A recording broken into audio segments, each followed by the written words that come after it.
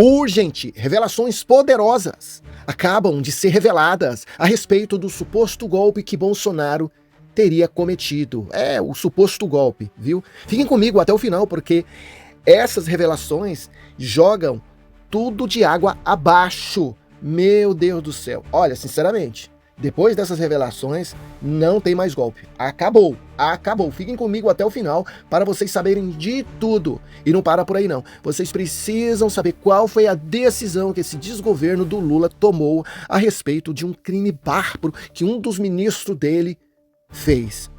Um não, vários crimes, tá? E olha só aqui. Polícia Federal se contradiz sobre suposta viagem de Martins aos Estados Unidos. E, gente, já estão sabendo que Donald Trump vai assumir o cargo de presidente nos Estados Unidos em 2020. A galera, em 20 de janeiro de 2025, a galera já está tremendo na base, viu, cara? Já está começando a modificar as palavras, os inquéritos, né, que eles criaram. Olha só. A corporação diz agora que o ex-assessor da presidência do governo Bolsonaro forjou ter ido ao estrangeiro para se esconder da polícia. Gente, como é que o cara vai forjar uma situação, né? Sendo que eles estavam querendo encontrar essas provas que indicava ele ir nos Estados Unidos para punir ele severamente, gente. Aonde que esse povo tá com a cabeça? Será que eles pensam que a maioria da população brasileira é trouxa, idiota, para cair nessa baba de calango? Olha só, deixa o like, comenta, compartilha, se inscreva no canal. Não se esqueça de clicar no sininho para receber todas as notificações. Sem mais delongas, vamos ao que interessa. A Polícia Federal se contradiz sobre a suposta viagem de Felipe Martins, assessor especial da presidência para assuntos internacionais durante o governo Bolsonaro. O conjunto de elementos probatórios reunidos ao longo de todo o período investigativo demonstraram que Felipe Martins forjou uma possível saída do Brasil no final do ano de 2022, com o objetivo de dificultar sua eventual localização e consequente aplicação da lei penal, informou a Polícia Federal no relatório. À semelhança de outros investigados que adotaram estratégias de sair do país após não conseguirem êxito na tentativa de subversão do regime democrático, o investigado adotou diversos recursos para lubriar possíveis investigações quanto ao seu paradeiro.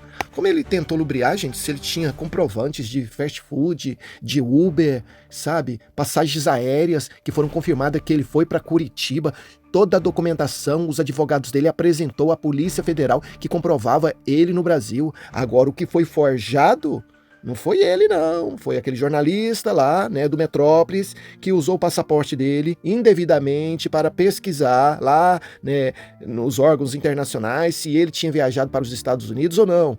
E o Eduardo Bolsonaro já disse que tem provas que indicam que essas documentações foram manipuladas, foram forjadas, foram alteradas quando Felipe Martins estava na cadeia, tá? E agora o governo norte-americano, a justiça norte-americana está investigando para saberem quem foi os autores dessa manipulação, dessa falsificação de documento. Se isso for comprovado, eles vão chegar até os autores que falsificaram esses documentos e aí as punições serão punições severas internacionais, gente, internacionais.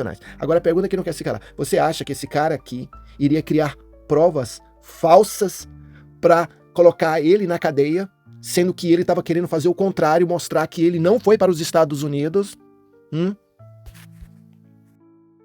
Patriotas, vocês não vão acreditar na decisão que eles acabaram de tomar a respeito desses supostos crimes gravíssimos que esse ex-ministro do governo Lula cometeu. Vocês não vão acreditar. Mas antes de falar da decisão, só para nós entendermos o que está acontecendo no Brasil, é que foram criadas novas leis, foram aprovadas novas leis. Só para vocês terem uma ideia, teve um homem que poucos tempos atrás aí foi preso. Por quê?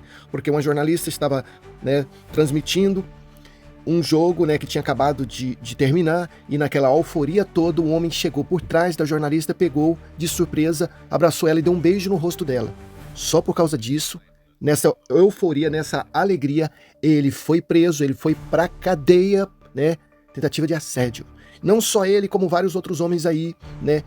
Só de olhar para a mulher ou falar, olha, boa tarde, você é muito bonita, ou qualquer coisa assim parecida, foi enquadrado também, teve que dar explicações na justiça, né?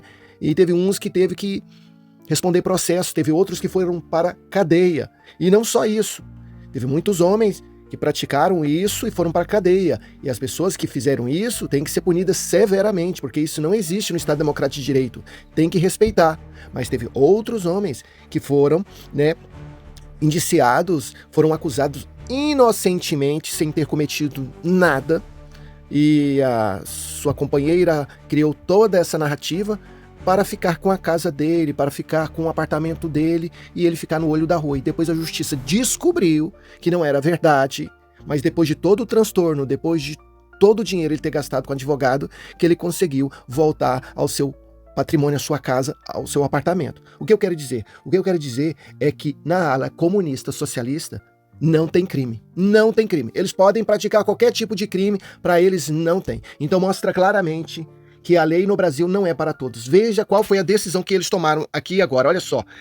Caso Silvio Almeida, Comissão de Ética da Presidência, arquiva denúncia contra ex-ministro, viu? Foi isso que vocês acabaram de ouvir, tá? Olha só. A Comissão de Ética Pública, CEP, da Presidência da República, decidiu arquivar na última segunda-feira, 25, um pedido de investigação contra um ex-ministro dos Direitos Humanos, Silvio Almeida, e ele foi demitido em setembro após acusações de assédio sexual. O processo permanece em sigilo e não está relacionado às alegações feitas pela ONG Meto, que contribuíram para a sua remoção do cargo. E não foi só uma acusação de uma pessoa, não. Foram várias vítimas.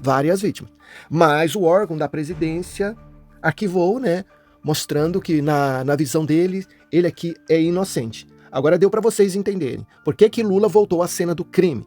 Por que essa galera toda da Lava Jato voltaram à cena do crime e já estão pedindo o dinheiro de volta que roubaram? Diferente lá do Peru, que o ex-presidente pegou mais de 20 anos de cadeia, porque praticou cleptocracia com a Odebrecht, viu? Esse é o Brasilzão, tá? Enquanto isso, a ala conservadora está aí, sendo punida severamente, sendo colocada atrás das grades, Bolsonaro sendo perseguido implacavelmente, a ala esquerdista aí está pintando e bordando no Brasil.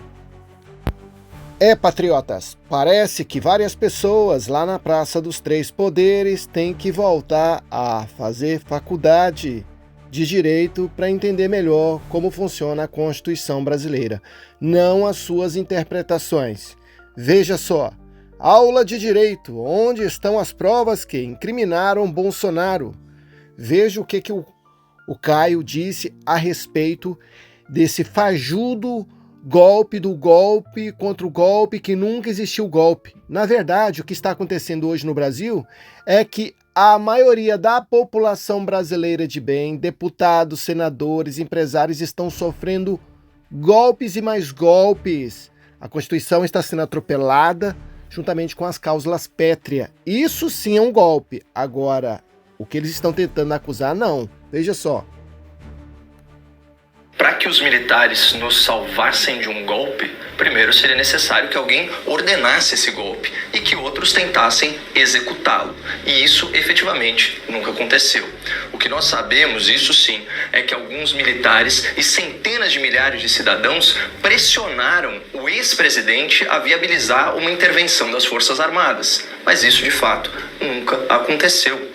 E eu vou além. Se teve alguém que salvou o Brasil de uma tentativa de golpe, esse alguém foi o próprio Jair Bolsonaro, que em última instância decidiu não intervir e assim garantiu a transferência pacífica e ordeira do poder executivo. A definição de golpe de Estado consta do Código Penal, pessoal, artigo 359-M. Tentar depor, por meio de violência ou grave ameaça, o governo legitimamente constituído. Há alguma evidência nesse relatório criativo apresentado pela Polícia Federal que o ex-presidente ou qualquer outra autoridade relevante agiu de forma violenta ou coagiu pessoas a agirem de forma contrária à lei? Não. Tem algum indício de que Bolsonaro ordenou medidas subversivas? Também não. Tem mensagem, áudio, texto, imagem do próprio ex-presidente implicando ele nos crimes investigados? Não. Tudo que consta do relatório são falas, depoimentos, mensagens sobre ele, não manifestações dele próprio.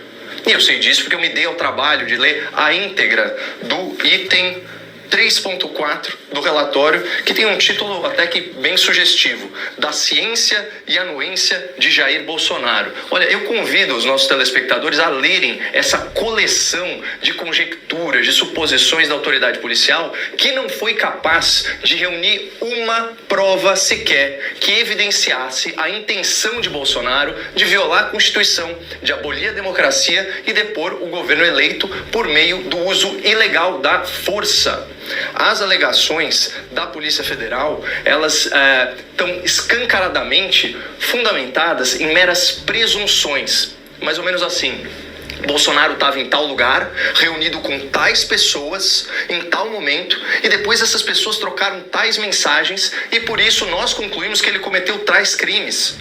Por isso, a conclusão do relatório é que o ex-presidente planejou, atuou e teve o domínio de forma direta e efetiva dos atos executórios para a concretização de um golpe de Estado. Essa é uma acusação grosseira, uma acusação completamente divorciada dos fatos. Mesmo quem adere à narrativa de uma trama golpista precisa reconhecer que reuniões, consultas, minutas, trocas de mensagem, por aí vai, nada disso é ato executório. Esses são atos preparatórios e, portanto, são isentos de responsabilização penal.